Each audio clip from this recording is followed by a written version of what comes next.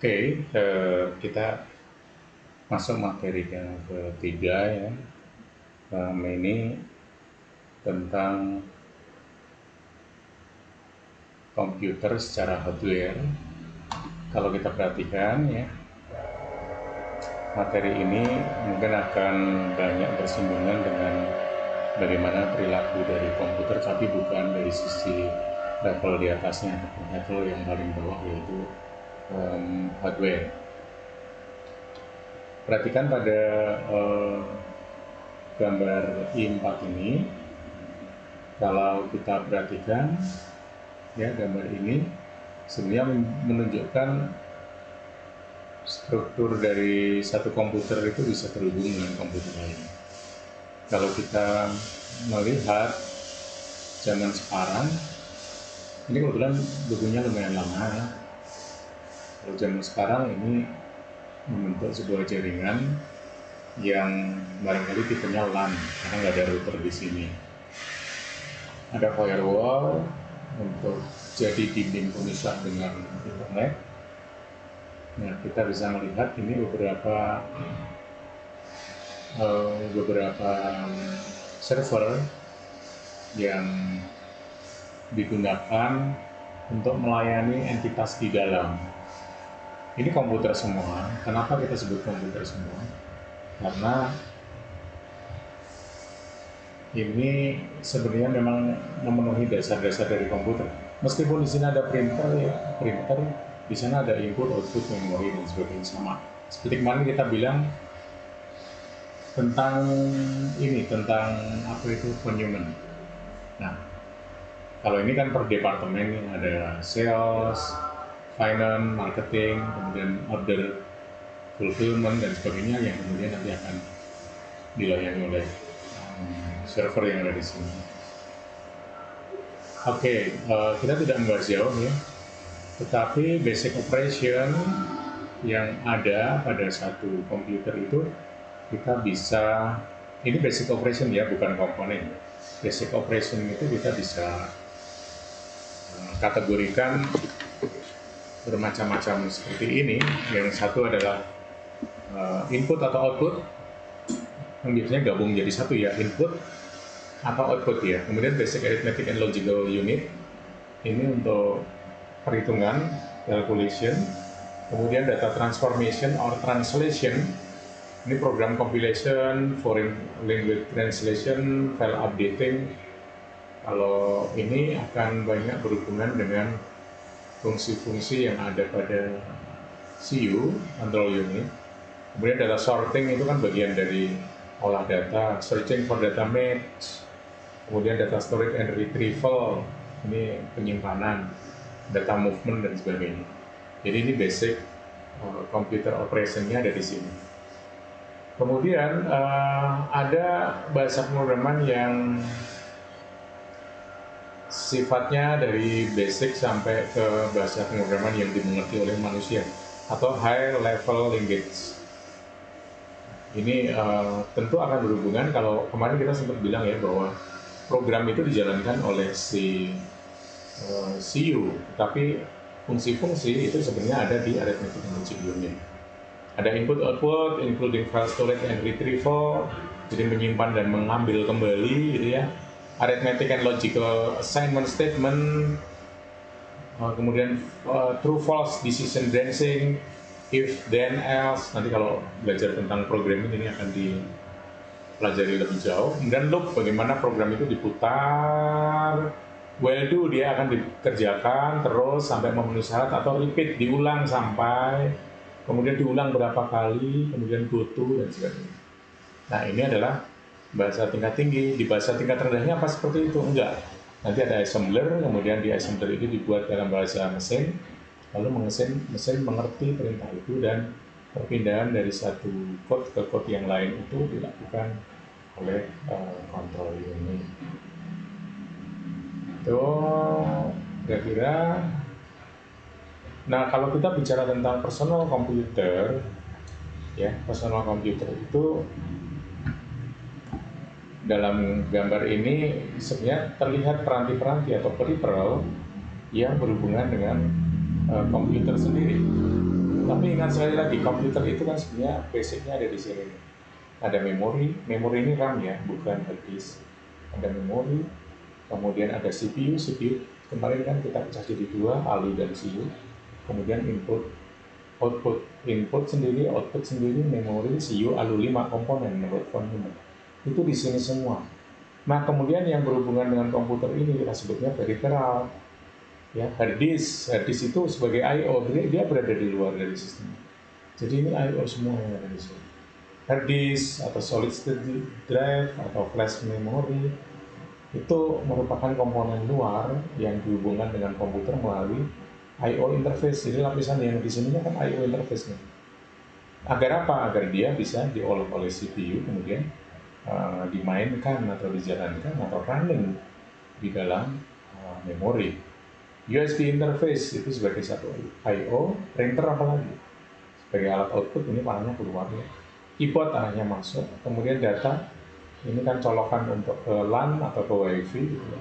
Dia dua arah, ke disk dua arah, USB interface dua arah, mouse satu arah karena dia sebagai input, di sininya I-nya ya, I-nya bukan O-nya, lalu speaker ini sebagai output.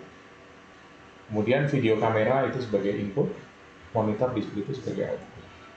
Jadi ini adalah lingkungan kerja yang bisa kita attach, kita sambungkan ke dalam komputer kita. Oke, kita coba lihat lebih jauh lagi ya. Nah, conceptually, CPU itself is often viewed as a composition of three primary subunit. Jadi sebenarnya CPU sendiri, saya sudah menyampaikan berulang-ulang, intinya sebenarnya di dua ini. Kalau interface ya memang harus ada interface untuk keluar ya. Intinya ada dua ini, karena ini nanti di I/O. Oke. Oh sorry, bukan I/O, tapi lebih ke bus dan sebagainya ya. Nah, ALU, arithmetic and logic unit, where arithmetic and Boolean logical calculation are performed, di mana ya arithmetic dan Boolean, logical Boolean itu masalah true dan false ya.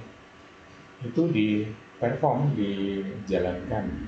Kemudian control unit itu adalah control the processing of instruction and the movement of internal CPU data from one part of CPU to another. Jadi si control unit inilah yang bertugas untuk memproses instruksi, makanya selalu saya bilang ya, overclocking itu terjadi di sini. Makin cepat dia kerja, makin selesai pekerjaan itu. Karena apa? Dia menjalankan instruksinya itu satu-satu. Ya. Ada yang komputer clocknya lebih tinggi, tapi bukan satu-satunya ya, karena arsitektur akan pengaruh. Tapi paling tidak kalau arsitekturnya sama, dan kemudian clock yang masuk ke CPU itu berbeda, maka yang lebih tinggi akan memberikan kinerja lebih baik. Karena apa? Processing instruksinya menjadi lebih cepat. Dia berpindahnya menjadi lebih cepat. Yang kedua, urusan CU ini sebenarnya adalah menghubungkan dengan memori misalnya. Siapa yang memasukkan data?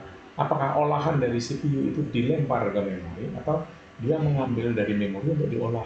Atau kemudian dari I/O bisa juga masuk ke dalam CPU untuk diinteraksikan dengan program yang lain. Misalnya streaming dari jaringan komputer yang kemudian langsung diolah di dalam prosesor, masuk ke memori, setelah itu baru disimpan di I/O. Nah ini yang harusnya adalah CPU. Lewat apa? Lewat interface unit. Ya, sebenarnya intinya adalah 1 dan 2 ini. Interface merupakan bagian untuk menghubungkan antara peranti-peranti luar, between ya, instruction and data between CPU and other hardware component. Nah, oke. Ini beberapa hal yang kita mesti tahu. Ada bus nanti ada dua, ada bus data sama bus address. Itu adalah kumpulan interkoneksi antara CPU, memori, dan I/O. Jadi CPU dan memori itu dihubungkan oleh bus. Busnya adalah bus data. Lalu nanti ada bus yang hubungannya dengan address. Address itu menunjukkan misalnya kita akan menyimpan data itu di mana, maka bus ini berubah dulu menjadi bus address.